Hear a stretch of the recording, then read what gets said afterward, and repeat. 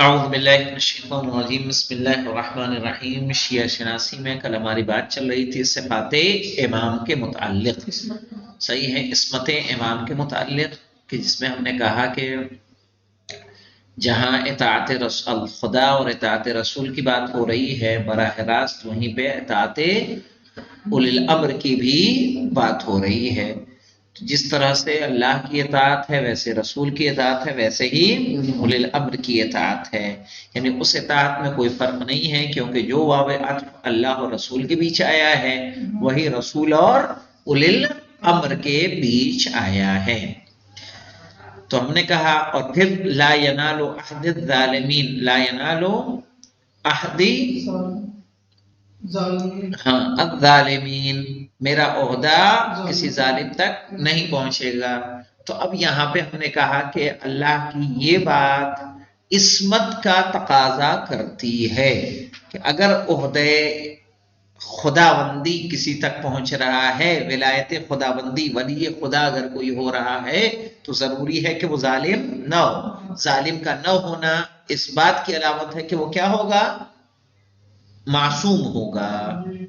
کہہ رہے اولی الامر کے مصداق کے سلسلے میں آئیے دیکھیں، اولی الامر کے مصداق کے سلسلے میں امام رازی کی بات قابل قبول نہیں ہے۔ امام رازی سے مراد سمجھ رہے ہیں کون ہے؟ یہ فخر الدین رازی، کہ جن کی تفسیر کا نام کیا ہے؟ تفسیر کبیر، تفسیر کبیر، فخر الدین رازی۔ صحیح، اولی الامر کے مصداق کے سلسلے میں امام رازی کی بات قابل قبول نہیں ہے، اس لیے کہ اولاً تو اہل حل و عقد کے اجماع کا نتیجہ عصمت نہیں ہوتا،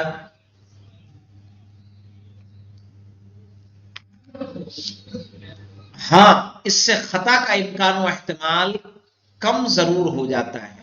دوسرے یہ کہ امت کے بعض افراد جو معصوم ہیں ان تک دسترسی ممکن ہے، اور ان کی معرفت کے لیے قرآن و سنت سے مدد حاصل کرنا چاہیے۔ آیت تطہیر اور دیگر آیات نیز حدیث ثقلین، حدیث سفینہ اور دیگر احادیث اہل بیت پیغمبر کی عصمت ثابت کرتی ہیں، اور ان سے واضح ہو جاتا ہے کہ اولی الامر سے مراد ائمہ اہل بیت ہیں۔ خلاصہ کلام یہ کہ عصمت امام کے موضوع کے ذیل میں دو باتیں محل بحث ہیں۔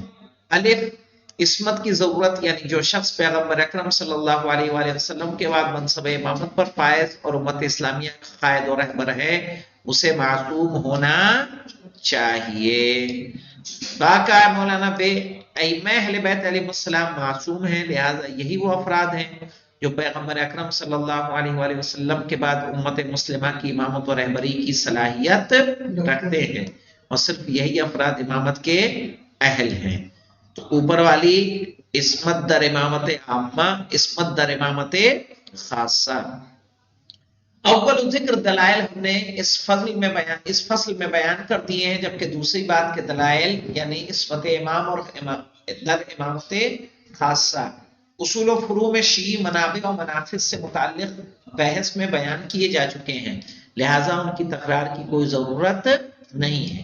امام رضا علیہ السلام نے امامت سے متعلق ایک حدیث میں امام کی عصمت کی ضرورت کو مکرر طور پر اس طرح بیان فرمایا کہ آیہ کریمہ لا ینال عہد الظالمین سے استناد کرتے ہوئے فرماتے ہیں، اس آیت نے قیامت تک ہر ظالم کی امامت کو باطل قرار دے کر اسے پاکیزہ افراد سے مخصوص کر دیا ہے۔ کیا فرمایا ہے امام نے؟ آٹھویں امام نے کہ فَأَبْطَلَتْ هَذِهِ الْآيَةُ إِمَامَةَ كُلِّ ظَالِمٍ إِلَى يَوْمِ الْقِيَامَةِ وَصَارَتْ فِي الصَّفْوَةِ، یعنی یہ پاکیزہ لوگوں میں کیا ہو گئی؟ مخصوص ہو گئی۔ یہ بیان کرنے کے بعد امام مخلوق کے درمیان خدا کا امین، بندوں پر خدا کی حجت، خدا کی طرف دعوت دینے والا، احکام الہی کی حرمت کا مدافع ہوتا ہے۔ آپ فرماتے ہیں الامام المطہر من الذنوب والمبرأ من العیوب، امام گناہوں سے پاک اور برائیوں سے کیا ہوتا ہے؟ دور ہوتا ہے۔ یہ بیان کرنے کے بعد کہ امام کو خدا اپنے بندوں کے درمیان سے منتخب کرتا ہے اور اس کے قلب میں حکمت کے چشمے جاری کر دیتا ہے، فرماتے ہیں فَهُوَ مَعْصُومٌ مُؤَيَّدٌ مُوَفَّقٌ مُسَدَّدٌ قد आमिना मिनल खताया वज़्ज़ुलली वल्इसारी यखुस्सुहु अल्लाहु बिज़ालिका लियकून हुज्जतहु अला इबादिही व शाहिदहु अला खल्क़िह। एक नंबर के है, हाशिए पे आके देखिए मौलाना, उसूले काफी जिल्द 1 किताबुल हुज्जा बाबे नादिर जामिअ फी फज़लिल इमाम व सिफाते, सफ़ा 154 पे है। उसके बाद लिहाजा वो मासूम होता है जिसे खुदा की ताईद, ये उसी का तर्जुमा है मौलाना, फहुवा मासूमुन मुअय्यदुन मुवफ़्फ़क़ुन मुसद्दद। क्या कह रहे हैं? लिहाजा वो मासूम है, होता है जिसे खुदा की ताईद, तौफीक, हिमायत हासिल होती है और वो खताओं, लग़ज़िशों और कोताहियों से अमान में रहता है, यानी उससे गलतियां नहीं होती, उसके पैर लड़खड़ाते नहीं हैं, उसके कदम मुतज़लज़ल नहीं होते हैं, और उससे ऐसा नहीं कि कोताहियां होती, हमसे होती है ना कोताहियां, यानी कहते नहीं कि यार हमें ये काम, जैसे हमें कोई एक काम करना हो, नहीं हुआ, क्या हुआ, भूल गए, ये भूलना ये क्या है? कोताही है ना। काम का वक्त पे न करना क्या है? कोताही है। क्या इमाम से ऐसा कुछ होता है कि इमाम भूल जाते हो, इमाम से कुछ छूट जाता हो? सही कहा, यह मुमकिन नहीं है। इन सिफात की बिना पर अल्लाह उसे अपना मखसूस बंदा बना लेता है जब उसके अंदर गलतियां नहीं होती। एक आम इंसान अपने आप को मन अखलस लिल्लाहि 40 यौमन, कि जो 40 दिन अल्लाह के लिए क्या हो जाए, सही है, मुखलिस हो जाए, तो खुदा उसके लिए उसकी ज़बान पे क्या हिकमत को जारी कर देता है।